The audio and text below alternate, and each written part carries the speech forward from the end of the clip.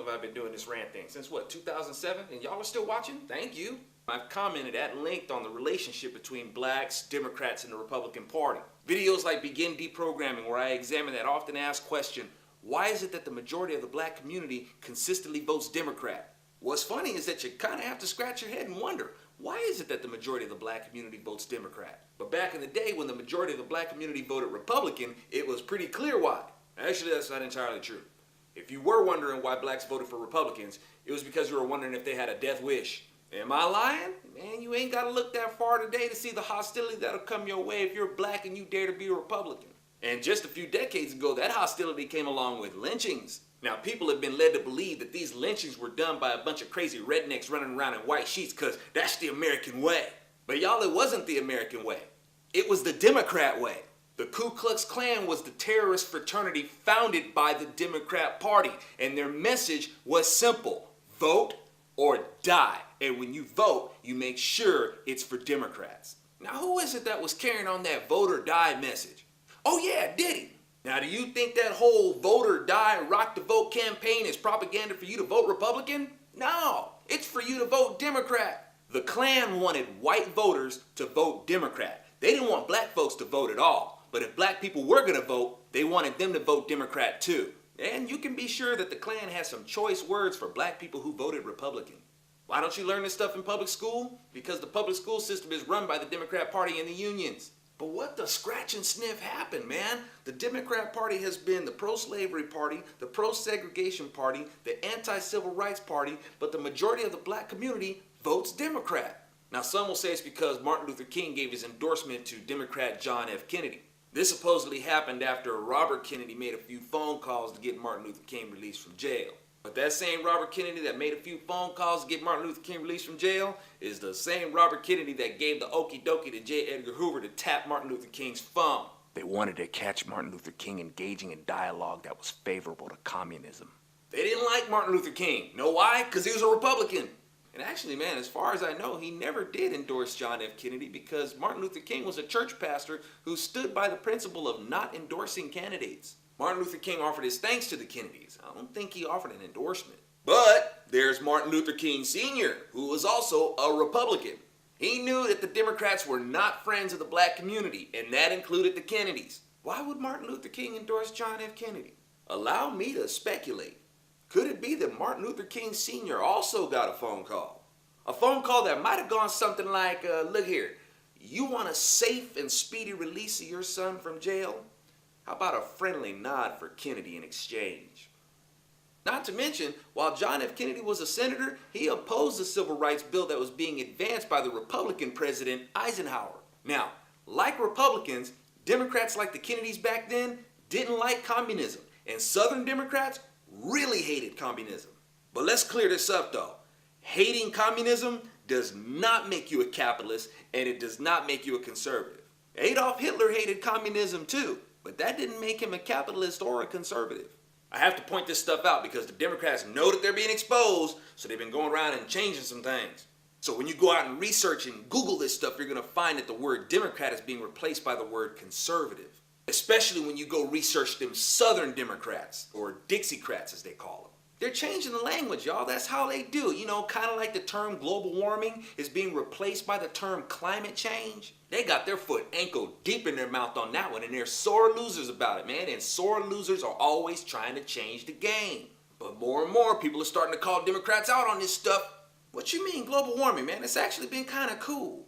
Well, you see, our earth raping is causing our earth mother to be depressed, and her depression is manifesting as changing climates. No, my green friend. The fact that the earth has two poles doesn't make her bipolar per se, like you. Those changes in the climates are called seasons and normal warming and cooling periods. The rest of us know that. Why don't y'all know that? Anyway, the Democrats were seeing that more and more the rest of the country wasn't really riding on the hateful frequency of the Southern Democrats. Now, I reckon the Democrat Harry Truman knew that. He was also a member of the Ku Klux Klan. He just didn't attend their slumber parties. At least that's what he says. But if Truman wanted to be president, he was going to have to show that he was in tune with the rest of the country.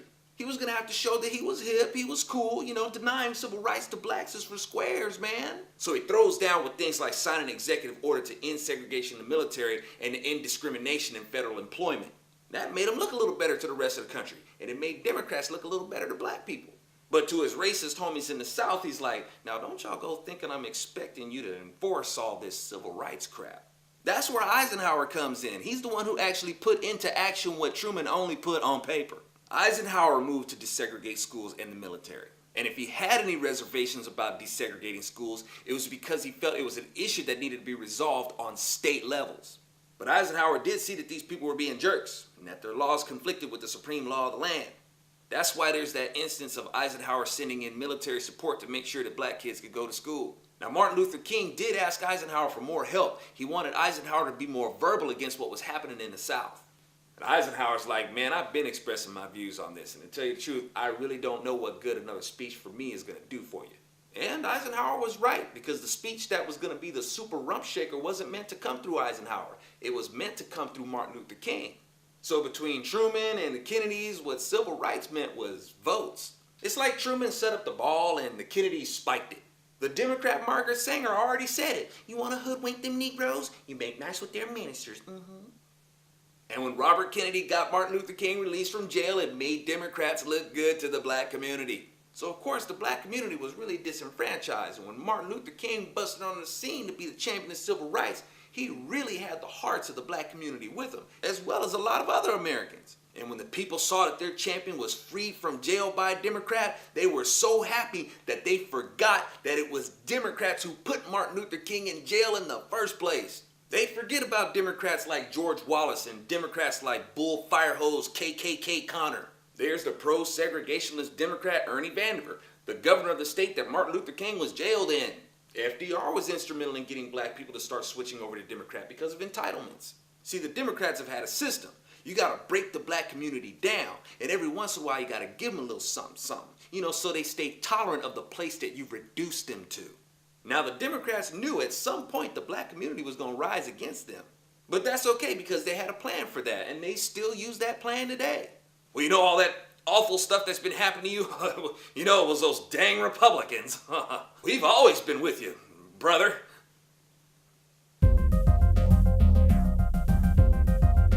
There are a lot of people who wrote these eulogies for Senator Byrd in the newspapers, and I read a bunch of them, and they mentioned that he once had a fleeting association with a Ku Klux Klan.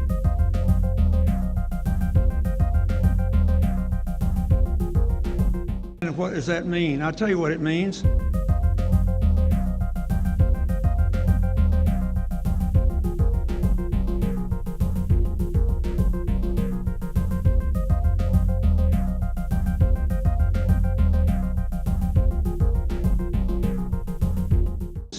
He was a country boy from the hills and hollows of West Virginia. He was trying to get elected.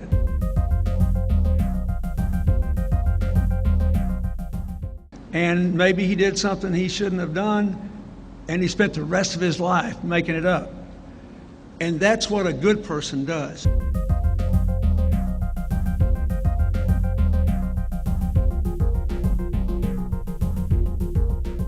But how did this disenfranchisement come about? Well, let's keep working our way back, and on the way, we'll take a quick look at the presidency of the Democrat Woody Woodrow Wilson. He knew the game. Oh yeah, I'm all about seeing the advancement of you Negro folk. There he was, out there courting the black vote. Woody with a courting heated ride, Crambone. Oh yeah, y'all black people could vote back then. It's just that Democrats had this really bad habit of coming into power and taking away the rights of black people. Republicans are the ones who would come in and restore the rights. And the last time that happened was when Lyndon B. Johnson was president, a Democrat. But he got that Civil Rights Act passed with Republican support, not so much with Democrat support. Anyway, back to Woodrow Wilson. Now, what did Woodrow Wilson do? He did the same thing that the Democrats of today do. He patronized the black community for their votes. And what did he do with their votes? Well, he did things like segregate the military and fire blacks who had federal positions. And to add insult to injury, he hosted the showing of the pro-KKK movie Birth of a Nation in the White House. Now, even though black people typically voted Republican back then, they got suckered into voting Democrat. Now, before Woodrow Wilson, you had the Republican president Teddy Roosevelt, or he called his party the Bull Moose Party.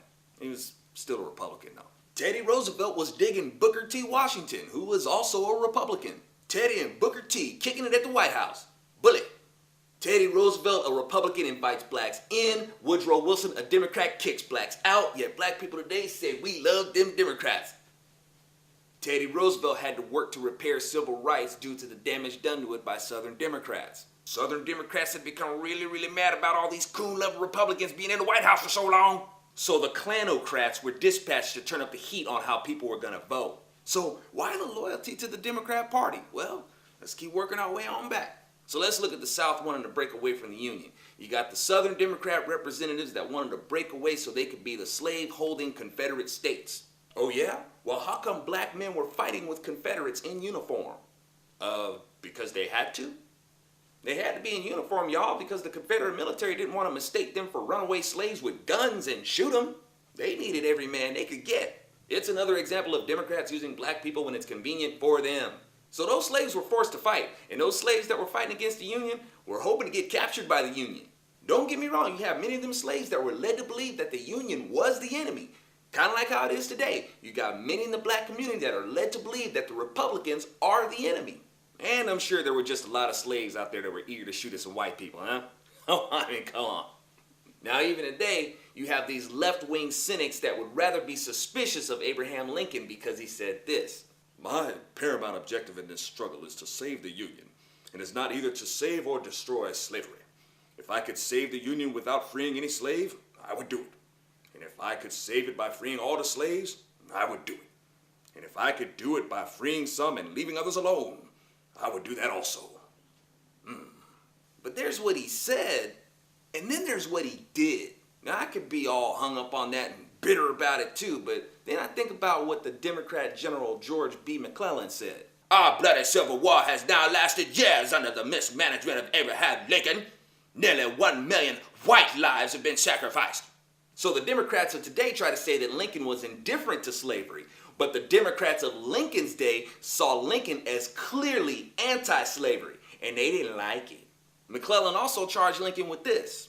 Lincoln has declared his intention to convert the Civil War into a war for forcible abolition and Negro equality, social and political. This Democrat was a general during Lincoln's administration, and just like pretty much the rest of the Democrats, he was at odds with Lincoln. McClellan ran against Lincoln because he saw Lincoln as a slavery-abolishing Republican who committed the abominable act of sacrificing white lives for black freedom. So what do you want to believe?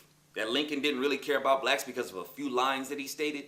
All those people that were killed in the war? That was just a political stunt. He really didn't care about freeing slaves. And forget all that abolitionist-laden Republican platform stuff that Lincoln ran on. Forget all that. And forget about the fact that he signed the 13th Amendment. Man, he the president. He ain't got no business doing that anyway. Now, you can find accounts of Lincoln suggesting that the white race is the superior race, but hey, I never said Lincoln was perfect. But despite such sentiments, he still saw blacks as people. People deserving of the same rights as everybody else outlined in the Constitution and the Declaration of Independence. But unfortunately, a lot of people would rather assume the worst about Lincoln and side with Democrats. Why? Well, let's keep going on back. Let's examine the paradox of Thomas Jefferson, a Democratic Republican. The Republican side of him knew that we enjoy a constitutional republic. His philosophy on the rights of men and the role of government was brilliant and revered by many people today. That's the Republican side of him. But the Democrat side of him is the side that said, but these rights are good for me, not you, namely you black folks. Matter of fact, let's get to cracking with that fugitive slave law and snatch up a few of those Negroes and put them into slavery. Invasion of the Negro Snatchers. And that's just another example, but people in the black community still side with Democrats. Why? Could it be because the Republican Party stands closest to the Constitution? You know, that document that has that 3/5 clause in it? That clause that supposedly reduces black people to 3/5 of a human being? Many of y'all learned that in our liberal indoctrination system. You know, public school. And this is a prime example of how race-baiting liberals are masters at suckering the black community to keep voting for Democrats. To make the far-reaching accusation that the Constitution refers to black people as 3/5 of a human being and to get people to believe it is like amazing. Hey, let's take a look at how Article 1, Section 2, Clause 3 of the U.S. Constitution reads.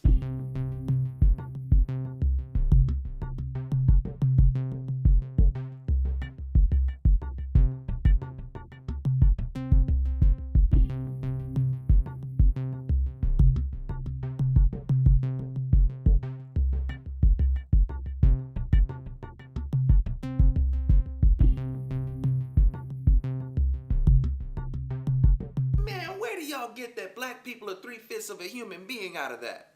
First of all, those who are bound in servitude are still referred to as persons. 2, blacks aren't even mentioned. The only ethnic group mentioned are the Indians. The Indians not taxed 3/5 of all other persons. This clause is reflected in Article 11 in the Articles of Confederation. Now, it is true that the proponents of slavery wanted to be able to count their slaves to be able to gain more representation. And the kind of representation that they wanted was the kind of representation that would keep slavery legal. That's sick, man. Using slaves to gain more slave-supported representation. Ain't even right.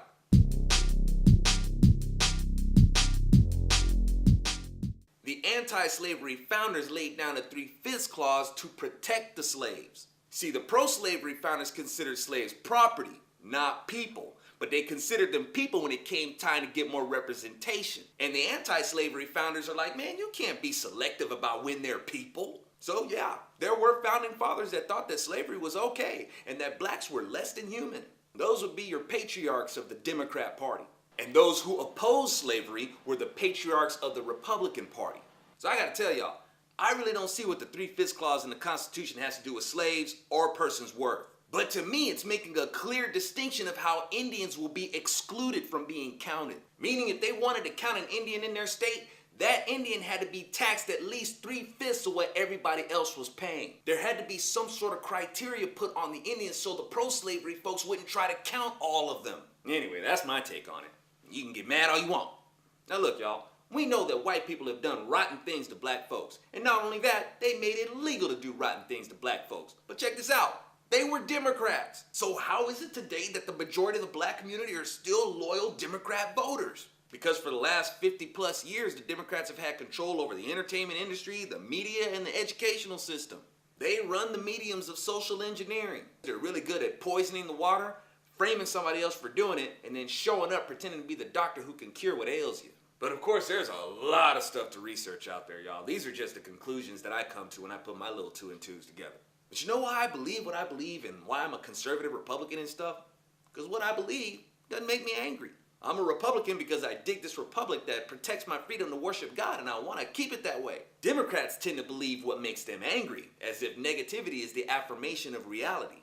And a big part of why they are Democrats is because they hate Republicans. I can hear the Democrats now, you're not telling the whole story.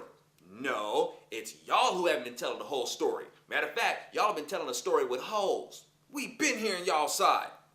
Now we're telling our side.